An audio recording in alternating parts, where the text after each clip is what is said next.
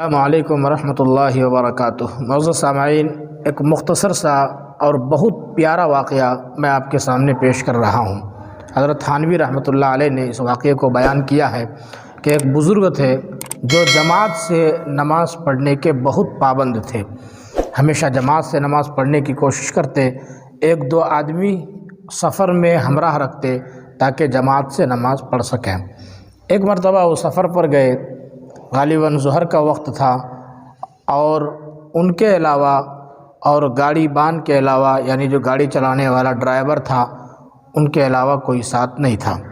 اب وہ گاڑی بان ڈرائیور ہندو تھا، اس بزرگ نے چونکہ نماز کا وقت ہوا، وضو کر کے سنت پڑھ کے دعا کی، اے اللہ میرے ساتھ کوئی نہیں ہے، ڈرائیور بھی ہندو ہے، تو ہم جماعت کے ساتھ کیسے نماز پڑھیں؟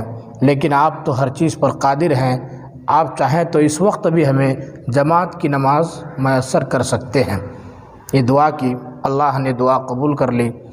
اب دیکھیے کیا ہوا کہ وہ جو ہندو تھا گاڑی بان ڈرائیور، وہ آیا اور کہا کہ حضور ہمیں مسلمان بنا دیجئے، ہمیں کلمہ پڑھا لیجئے اور اپنے ساتھ ہمیں نماز میں شامل کر لیجئے۔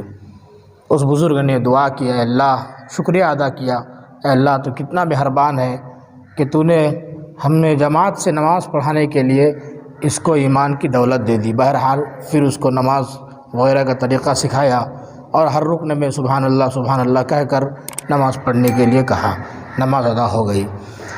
خلاصہ یہ ہے، اور اس واقعے سے سبق یہ ملتا ہے کہ اللہ تعالیٰ پر اگر کامل اعتماد ہو، کامل یقین ہو، اور آدمی ہمت سے، جرأت سے کام لے، دل میں اخلاص ہو، نیت صاف ہو، تو اللہ تعالیٰ بڑے بڑے مشکلات کو آسان کر دیتے ہیں اور ناممکن کو بھی ممکن بنا دیتے ہیں۔ اللہ تعالیٰ ہم سب کے دلوں میں کامل اعتقاد عطا فرمائے۔ السلام علیکم ورحمۃ اللہ وبرکاتہ۔